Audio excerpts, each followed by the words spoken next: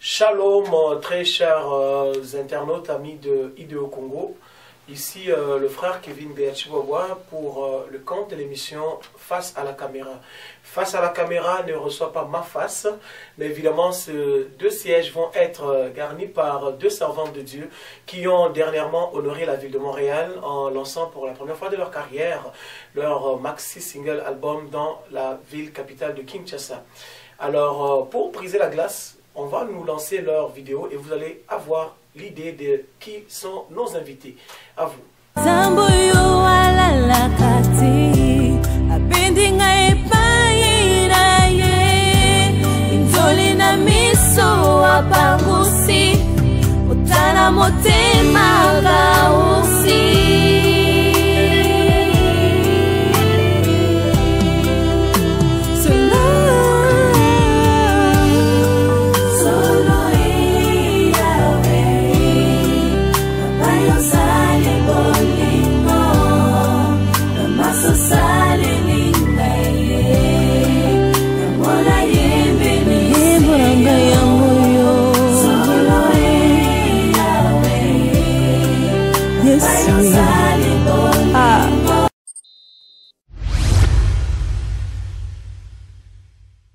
Retour sur le plateau de Face à la caméra, Idéo Congo, toujours pour vous servir. Eh bien, vous avez pu le constater, les fans qui étaient à l'église Femme Samaritaine à Kinshasa, et ceux, les habitués de Montréal qui reconnaissent ces visages qui garnissent très souvent les étés, les affiches. Ce sont, je vais les laisser se présenter, je l'aurais fait, mais voilà, la politesse exige que ce soit elle qui se présente à vous. À ma gauche. Bonjour d'abord frère Bonjour. Kevin et bonne année 2013. Amen. Bonne année à vous aussi, les gens de Montréal, du Canada, de Kinshasa, de partout dans le monde. Que le Seigneur vous accorde encore sa grâce pour cette nouvelle année. Et je me présente, je suis la sœur Vanessa Tchala. La sœur Vanessa Tchala. Et à ma droite. Bonjour. Bonjour. Merci. Bonne année. Merci Marion. Moi, je suis Ornella Tchala. La sœur Ornella Tchala, la sœur Vanessa Tchala, ce sont les deux sœurs Tchala qui ont dernièrement, c'était le 22 décembre, si je ne m'abuse, non, le 22 décembre, le 29 décembre, à Kinshasa, on fait le lancement de cette œuvre. Vous voyez, les visages sont vraiment d'ordre angélique. Je ne m'abuse pas, hein, vous pouvez le constater, digne de louange, le lancement de leur maxi single. Comment est-ce que cela s'est passé? Merci frère Kevin pour la question. Ben, je peux dire que ça s'est très bien passé par la grâce de Dieu. Amen. Et pourquoi avoir choisi Kinshasa? Il y a des gens qui ont peur même d'aller passer les vacances à Kinshasa. Pourquoi cette capitale de l'insécurité? Pourquoi Kinshasa? Pourquoi Kinshasa? Tout simplement parce que tout a commencé à Kinshasa. On a connu Jésus là-bas, on l'a reçu là-bas, on a été consacré là-bas à Kinshasa. On a une église là-bas à Kinshasa, donc toutes les opportunités nous étaient données de le faire là-bas. Donc il fallait tout simplement qu'on se déplace et c'est pour ça qu'on l'a fait là-bas à Kinshasa. Merci beaucoup Vanessa, merci à vous les fidèles de l'église, l'Assemblée Femme Samaritaine pour avoir bien accueilli nos sœurs ici. Elles nous ont bien manqué pendant le temps de fête, elles n'ont pas eu tort de nous souhaiter bonne année. Nous en faisons pareil. Pour vous, ça a été une excellente fin d'année et aussi début d'année. Alors, Ornella Tchala, avoir travaillé avec une équipe à Kinshasa, comment êtes-vous arrivé en connivence spirituellement et techniquement? Parce que faire un concert, ce n'est pas une affaire d'une journée ou deux. Comment êtes-vous arrivé à être d'un commun accord, à pouvoir faire cela? Kinshasa n'est pas à côté. Non, merci pour la question. Comme vous l'avez dit, comme ma soeur aussi l'a dit, on a une église à Kinshasa, donc il y a déjà une équipe de louange et d'adoration là-bas. Donc on a juste demandé aux responsables de pouvoir chercher pour nous, parce que c'était ici, on ne pouvait pas aller chercher là-bas. Donc c'est lui qui a cherché les musiciens, les chanteurs et les chanteuses. Et par la grâce de l'Éternel, on les a juste envoyé les démos. Donc, ils ont répété. Et on les suivait aussi par téléphone. Et le Seigneur a accordé grâce que lorsque nous sommes arrivés là, nous avons pu aussi répéter quelques fois avant le concert. Mais en tout et pour tout, ce n'est que le Saint-Esprit qui a été au contrôle de tout. Et nous disons merci au Seigneur pour avoir assisté, pour avoir été là. Amen. Je voulais juste, excusez-moi, je voulais juste ajouter par rapport à ce qu'elle a dit. C'est vrai que c'était pas facile parce que vraiment, comme vous l'avez dit, c'est loin. Je tiens juste à préciser que les musiciens qui sont venus, c'était des musiciens de plusieurs églises. C'était pas notre église et on a vraiment vu cet amour-là de travail. Parce qu'ils sont venus, ils ont quand même sacrifié aussi leur temps. Ils sont venus nous assister. Donc, merci à ces musiciens-là pour votre amour aussi. Et on a eu 2 jours de répétition, qui est vraiment très, très, très court. Mais il y a eu la chimie, je dirais. Il y a eu vraiment une coalition d'amour, d'esprit d'équipe, de travail qu'on a pu voir, qu'on a pu sentir. Et c'est ça qui a fait qu'on a pu donner ce qu'on a pu donner le 29 décembre. Vraiment, écoute, Kinshasa est très réputé d'avoir des très bons musiciens, guys. Félicitations à toute l'équipe qui a pu les accompagner 2 jours et faire un concert. Pas de polémique, mais tu ne sais pas ça à Montréal, tu risques de t'emmerder pas mal. Voilà, sœur, on est là. Pourquoi la musique pour servir le Seigneur? Je vous ai déjà vu exceller dans d'autres domaines de prêche. Je vous ai déjà vu exceller même dans l'art dramatique aussi. Super bonne, vous m'avez même surpris un peu. Mais pourquoi la musique pour amener ça plus loin encore, jusqu'à faire un album? Je pense que la musique, c'est quelque chose qui touche toutes les âmes, toute personne, que ce soit la musique chrétienne, la musique non chrétienne, que ce soit du jazz, du classique, peu importe. La musique, c'est quelque chose qui touche les âmes. On peut écouter un film. Une scène importante dans un film dépend toujours de la musique. Si la musique, elle est nulle, ben la scène aussi sera nulle. Donc, la musique, c'est quelque chose qui touche, comme je l'ai dit. La musique part aux endroits où nous, on ne pourra pas aller. Voilà pourquoi la musique, le chant, c'est quelque chose qui est important pour nous, de pouvoir exprimer, de pouvoir aussi en même temps adorer notre Seigneur et aussi dans cette adoration amener les autres aussi à adorer le Seigneur. Voilà pourquoi la musique, c'est important. Parce que la prédication, là où ce n'est pas accepté, là où la Bible n'est pas acceptée, la louange et l'adoration, c'est un endroit qui va toujours partir et que les gens, qui le veuillent ou pas, ils vont toujours recevoir l'adoration et la louange. Amen, amen. Voici une génération qui a compris qu'il faut servir Dieu avec intelligence aussi, non seulement en esprit. La musique est un langage universel. Que le Seigneur vous bénisse de l'avoir compris et vous accompagne. Maman Vanessa, on parle de musique. Nous sommes quand même de la gente artistique ici à Montréal. Et partout, dans toutes les sociétés, ça fonctionne pareil. Les démarches sont les mêmes pour aboutir à avoir ceci. Sur la pochette, ce n'est pas Mary Mary, ce n'est pas les visages connus là, Maman Marie Missam ou Lomon. Non, non, non, c'est vraiment réellement écrit les sœurs Tchala. Frère ou sœur, toi qui chantes, pour arriver jusque-là, il y a des étapes. Comment êtes-vous arrivé? Y a-t-il eu une équipe de production derrière vous? Papa Kevin, vraiment Dieu est bon parce qu'il nous a donné une force pour faire ce travail. Et non, on n'a pas de producteur, on l'a fait seul, ma soeur et moi. Vraiment, par la grâce de Dieu, on a fait des sacrifices, on savait le don et le talent que Dieu avait déposé en nous. Mais même si on sait, il faut se lever un jour et commencer quelque chose. Et c'était pas facile, mais on a un pasteur qui est vraiment extraordinaire, le pasteur Tchala Moussoungi, qui nous a soutenus. Elle croyait en nous et elle voulait qu'on rentre vraiment dans notre destinée. Et je pense que les choses restent. Comme on dit, les mots peuvent s'envoler, mais les écrits restent. Et je pense que si tu crées quelque chose, même si toi tu n'es pas là, au moins ça reste et on peut se souvenir de toi. Et on a voulu faire ça malgré les obstacles. Et on l'a fait par la grâce de Dieu, sans producteur, sans manager. mais vraiment la grâce de Dieu. Vraiment, Idéo Congo est là pour encourager, promouvoir les œuvres faites dans la communauté par cette jeunesse et ces œuvres faites dans notre communauté. Que le Seigneur bénisse ce courage qu'il a mis en vous et réellement que cette sémence que vous plantez maintenant puisse porter des fruits. Alors, avant de continuer, nous allons vous gâter encore avec un extrait du lancement qui a été filmé par l'équipe de Casarema, de notre frère Manzambi, alors de l'album Digne de louange des sœurs Tchala.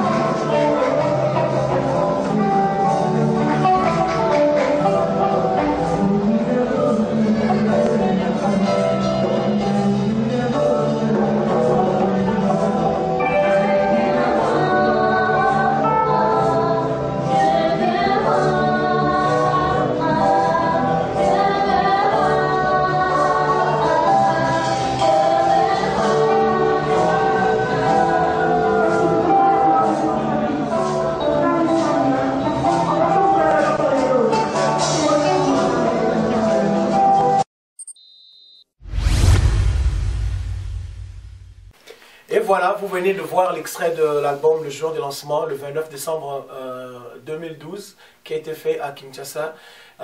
Les sœurs Tchala sont toujours avec nous, face à la caméra, pour vous servir et vous présenter cette relève, ces œuvres, ces jeunes qui servent le Seigneur avec ce tard.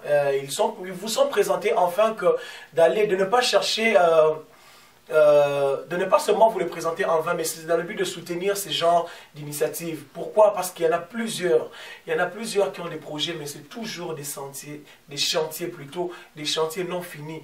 Basali, Balotaki Yango et Silipe Yango. Vraiment, dans l'industrie des productions, des affaires, souvent, il y a un malaise. C'est lui où on ne fait pas souvent confiance aux femmes. C'est là où il paraît que c'est plus difficile à une femme d'entreprendre une chose et de la mener jusqu'à terme. Est-ce que vous avez eu face à ce genre de difficultés en tant que jeune femme d'aller jusqu'à produire cet album? Merci frère Kevin pour cette question. Ce que je pourrais dire, c'est que quand les personnes critiquent, les personnes rejettent, les personnes se posent toujours des questions par rapport à certaines catégories, ce qui veut dire que il y a un danger là-dedans. Les gens, par exemple, ils ont peur des dynamites, mais en réalité, les dynamites, c'est quelque chose de puissant. Si les hommes, ils ont peur des femmes, c'est parce que Dieu a déposé quelque chose de puissant dans la femme. Oui, on a rencontré des obstacles, on a rencontré des problèmes, mais nous n'avons pas voulu tourner nos regards, regarder les hommes.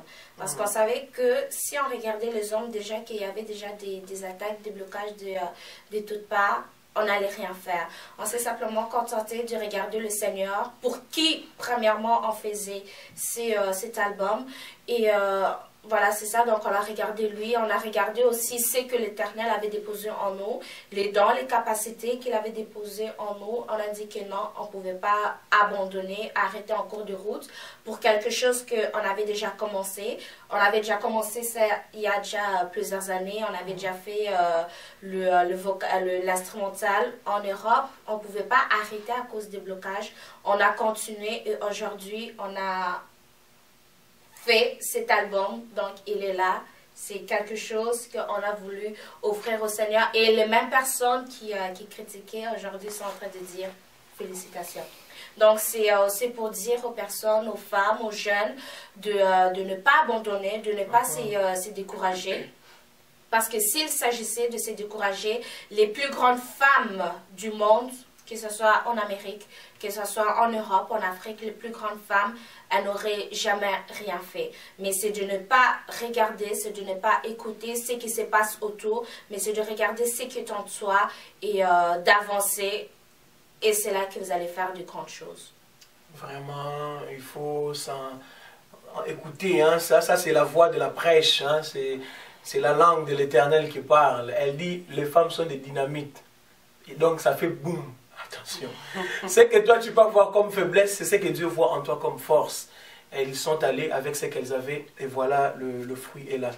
Et maintenant, l'album musical, le langage de la musique, vous avez utilisé la musique pour porter un message, pour parler à une génération, pour parler dans un cadre précis, sûrement.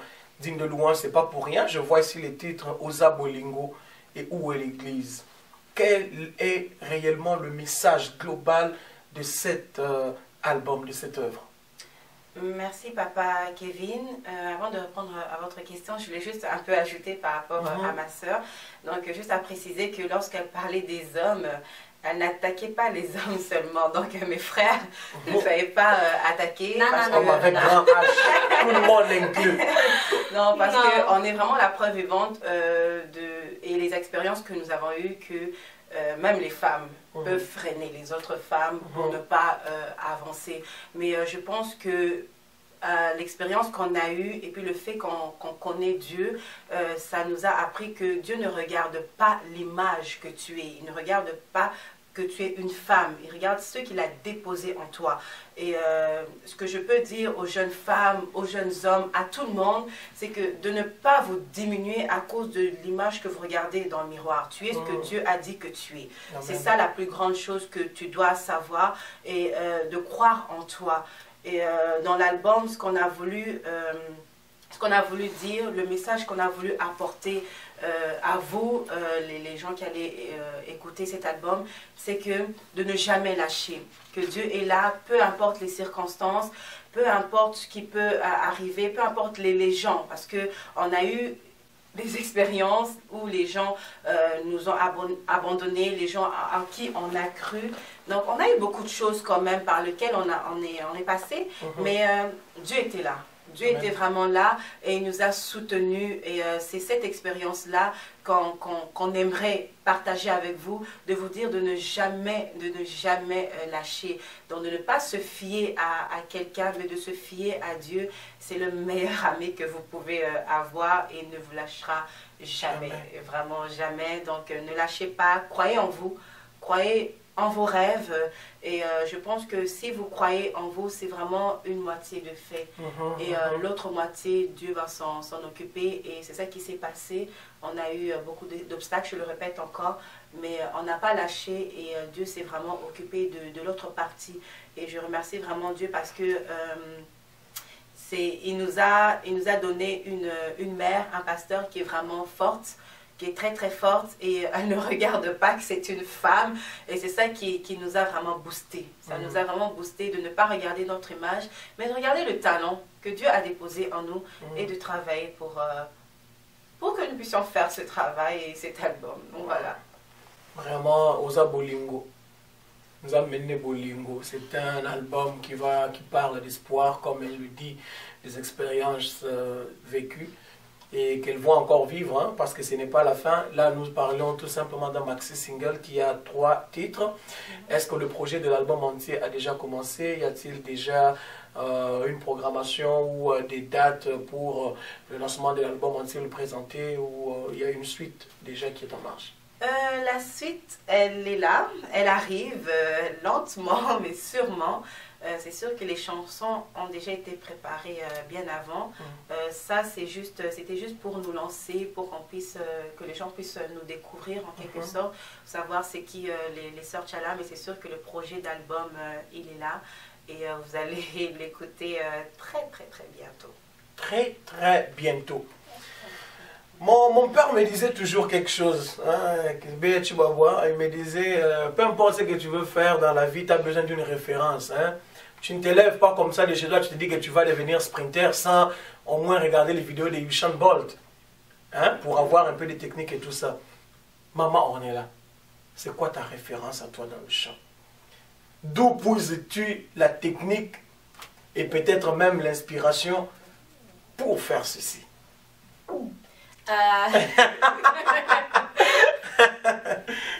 Ça, c'est une question assez, je vais l'avouer, très difficile.